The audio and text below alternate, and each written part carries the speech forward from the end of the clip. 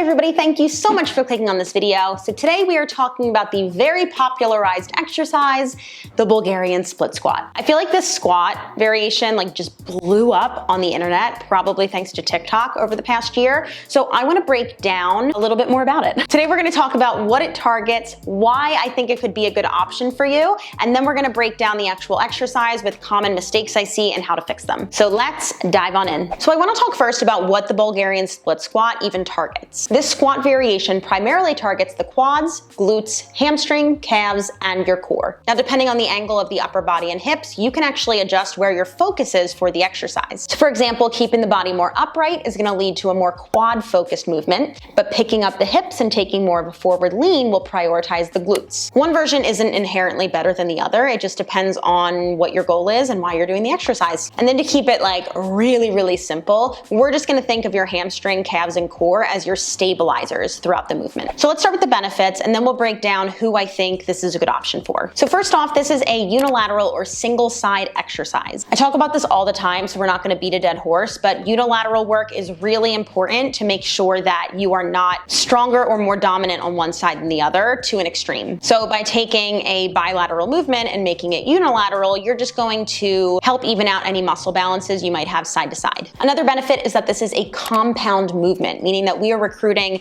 multiple muscle groups and multiple joints in one movement. I think that this is important to implement in our training because it's not only going to be more accurate of how, we're mimicking our daily function, but it's also going to give you a bigger metabolic bang for your buck. You're just going to expend more energy. And then finally, I'm going to lump these together, but Bulgarians are really good for your balance and your coordination. There's a lot of moving parts and a lot of things to think about with this exercise, so it's definitely going to require a lot more brain power and just overall concentration and coordination to do an exercise like this. And then obviously, since we're on one leg, this is a much less stable exercise. So that balance factor is going to recruit a lot more core as well. Now, all of that being said, do I think that the Bulgarian split squat is an exercise that everyone needs to be doing?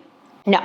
I know that some coaches disagree with me, but I classify this as an advanced exercise. And here's my rationale. If I were progressing this in a program, I would start you on the floor with just a normal split squat. And that's going to be my baseline right there. Obviously, someone can be really strong in that. And if you want to bump them right up to Bulgarians, that's fine. But again, here's my brain with my progression. I would start split squat on the floor. Then I would go up to a rear elevated split squat. We're going to talk about the difference between that and Bulgarians in a second.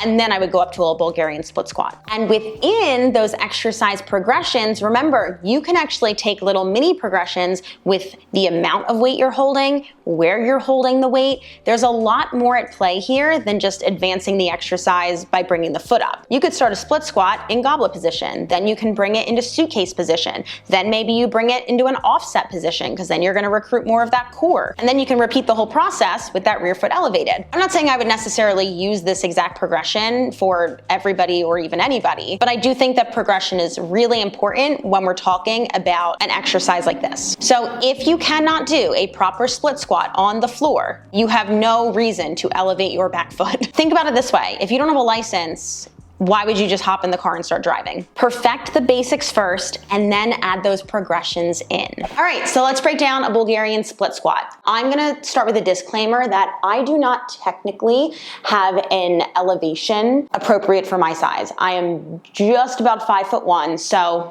this is the closest thing I have. Ideally, when you're setting up your split squat, you wanna be able, it's gonna be really painful because it's too high. You should be able to start from the floor. But you can see my foot is barely touching this. But ideally for me, I'd be in a gym and I would take some little steps and I would stack them probably up to about here. But we're not working with that. So we are not gonna take that type of setup from the floor. Instead, we're gonna do kind of the awkward way, but then I'm gonna show you how to make it less awkward for the rest of your reps. So I want you to take something like a band, a strap that you can mark your foot placement. We're gonna use that in just a second. From here, I'm gonna start with one leg on the floor, and you're simply gonna step, I would say a foot to a foot and a half away, and you're just going to pick up your back foot and bring it on top. Now, I'm just gonna do a few testers to make sure that this is the right place. Right on my front foot. I'm a little too close, so I'm just going to go again. That feels good. Okay.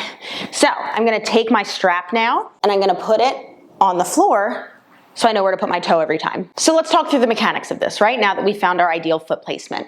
You're going to step one foot up toward your strap, other foot comes back. From here, big inhale as we come down. Exhale as we come back up. Now, just like I said earlier in the video, you can bias the glute or the quad here, depending on the angle of your upper body. So keeping it nice and upright is gonna bias that quad because we're getting more of that knee extension words. If we pick up the hips and take a little lean forward, now I'm gonna be biasing more of that glute hamstring because I'm getting more hip extension as we come back up. Really important that we are untucking the toes, so shoelaces down. This is a Bulgarian split squat.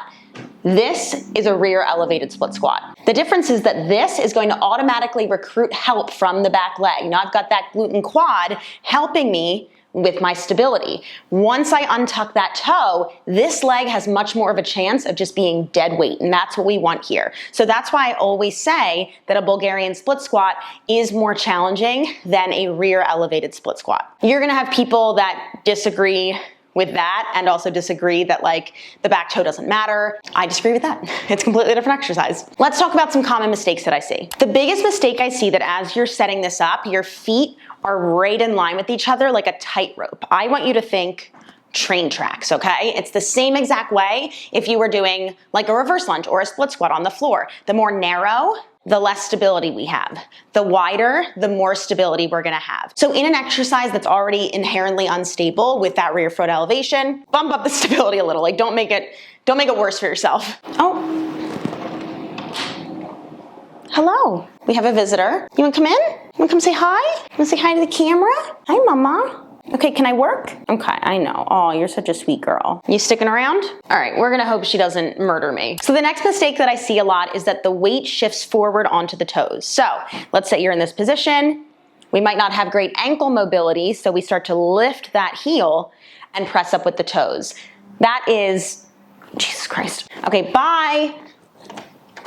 Love you. Sorry, mommy has to work. So by lifting up that front heel and driving into the ball of the foot, we're putting a lot of extra pressure on the knee, which we just don't need. So more than likely, this is due to poor ankle mobility. So a really easy exercise you can do before you start this, you can actually use your elevation, is to just bring that knee over the toe, getting a nice calf stretch, really keeping that heel down. You can also do this up against a wall. You can do it just on the floor. There's lots of different versions of this, but really working through that ankle dorsiflexion. So again, knee over the toe before you head into your Bulgarians. Final mistake you see a lot is something that we call knee valgus, so knee caving in. So as we're coming up or down, a lot of times you'll see a lot of this inward knee movement. A lot of times with people just like having the cue of press the knee out is going to fix it. If you have someone working out with you, you can have them place a hand here and press into their hand. You can also have them hold a band on the other side of you. So as you're coming up, you're pulling away from the band. So just having that little like sensation, like that neuromuscular